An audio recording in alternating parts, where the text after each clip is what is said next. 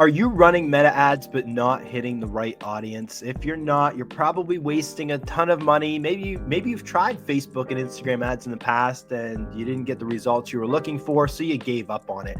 Well, maybe you just weren't targeting the right audience, which is a common mistake with Facebook and Instagram, otherwise known as meta advertising. Today, we're going to talk about some strategies. I'm going to dive into the different types of targeting that you have at your disposal with meta ads. So why does targeting matter? Well, if you're talking to everybody, there's a good chance you're speaking to nobody. And with 3.2 billion users on the Meta platform, your audience is on Facebook and Instagram, whether you like it or not. So if you want to get in front of them, it is definitely the platform for you. The goal is we need to narrow down that audience as much as possible to get to those people that actually want to buy and are interested in your products and services. First, let's start with the three main types of audiences. The first type of audience is your general core audiences. These are audiences that you can target based on interests, based on people they follow, the books they read, the places they visit, whether they're a frequent traveler or whether they like to buy products from Louis Vuitton. Okay, you have that ability to target those people based off of their interests and behaviors and demographics online. Number two, you have your custom audiences. Custom audiences are people that have already interacted with your brand one way or another. These could be people that watched one of your videos. A custom audience could be people on your email list. A custom audience could be people that have clicked on your content, visited your website, maybe purchased products from you in the past. These are all custom audiences that you can create in Meta. And then lastly, number three are your lookalike audiences. These lookalike audiences are created off of those custom audiences, for example. So you can go out there and find similar users to your customers just by submitting your email list to Meta. For example, let's say you have a list of people that have purchased your product or service in the past. You can get that list, give it to Meta, and tell Meta to go find people that have the similar attributes, behaviors, and attributions to your customers. Now you can understand how powerful this can be. You can also do it in the way where you can exclude certain types of people that you maybe don't want to target. Here's an example. So let's say you own a resort, okay? And you have a ton of certain customers that come to your resort on a regular basis and you collect their emails. Well, let's say out of all of those people visiting your resort, maybe there's the top 20% that are the best visitors or best customers because they come to the resort, they spend a lot on room service, they spend a lot at the amenities around the resort. These could be great customers for you. In that case there, you can create an audience of just those people that are your best customers. Give that list to Meta and say, hey, Meta, find me similar users to these top 20% of my customers. Meta's going to go out there, scan those 3.2 billion profiles, and find similar users to your top 20% of your customers. Okay. Now, on the flip side of it, maybe you have this list of thousands and thousands of customers, and you have some customers that are not ideal customers. Maybe they don't spend a lot of money. Maybe they're people that do chargebacks. I don't know. But maybe those poor customers, if you're able to segment those poor customers from that list, that is another custom audience that I would create in Meta.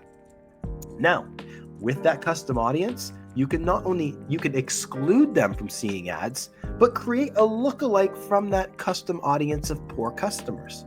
That lookalike Meta is going to scan those 3.2 billion profiles to find similar users to those bottom 20% of your customers.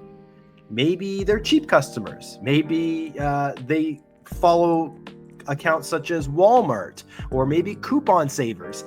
Maybe these are the type of customers that are not ideal for your business, especially if you're in any sort of luxury niche. You're probably going to want to omit these type of people from your ads.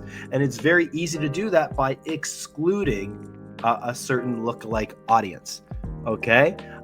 This is a great tactic to use, and it's going to help you refine that audience so you're getting your ads in front of the right people. Another little tip around custom audiences is creating a custom audience of people that watch a video.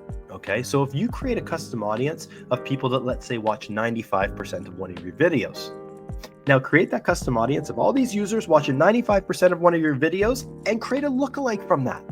What do you think that lookalike is going to look like? Well, that lookalike is going to include a lot of people that watch videos on Facebook and Instagram.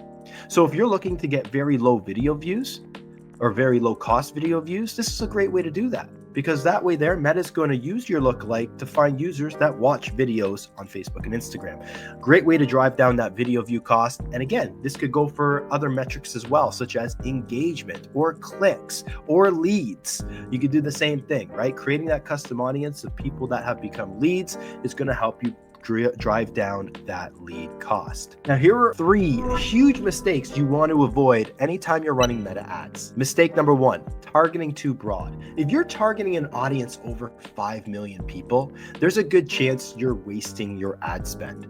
Okay, think about this. If you, for example, say, you know what, I want to optimize for clicks. I want to get as many clicks as possible to my website. Okay, and you target a very big audience. Well, what do you think Meta's going to do? Meta's going to go out there and find those users that have a tendency to click on content and maybe not buy stuff. Maybe they're just click happy people that like to click on ads, but they don't actually buy anything. These are the type of people you're going to optimize for when you have a massive broad audience that you're targeting and you're optimizing for clicks, for example. Same thing goes for engagement. Same thing goes for leads. If you target a huge, massive audience with your lead magnet, if you're trying to target people in a massive audience and give them a lead magnet, you're going to get cheap leads. I promise you your lead cost is going to be super low, but the quality of those leads is also going to be poor. Okay, so bigger the audience, lower the lead cost, poorer the lead quality. Smaller the audience, higher the lead cost, higher the lead quality. Mistake number 2, ignoring retargeting. Making sure that you're staying top of mind with those people that are engaging on your content is super important. If people are seeing your ad for the first time, there's a good chance it's going to take about 7 to 8 times before they actually recall your ad, recall your brand, remember your name. Right? So that's why it's important to set up retargeting and retarget those people that are watching your videos, landing on your website, or engaging on your content. And lastly, number 3, the biggest mistake you can make is not testing different audiences. Just testing one audience, crossing your fingers and hoping it works, you're destined for disaster. Okay? You're destined for wasting your money.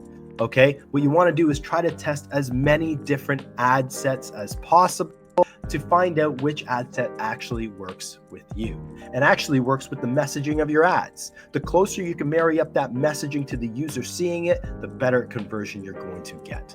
So with those 3 things in mind, don't target too broad, don't ignore retargeting, and make sure you test different audiences. Final point. Getting the audience right is the most important thing you can do with meta ads. So make sure that you take these tips, put them into practice. And if you have any questions, you can reach out to me. Drop your questions in the comments below. Happy to respond to you. Thanks again for watching this video. Subscribe if you liked it, and we'll see you again next time.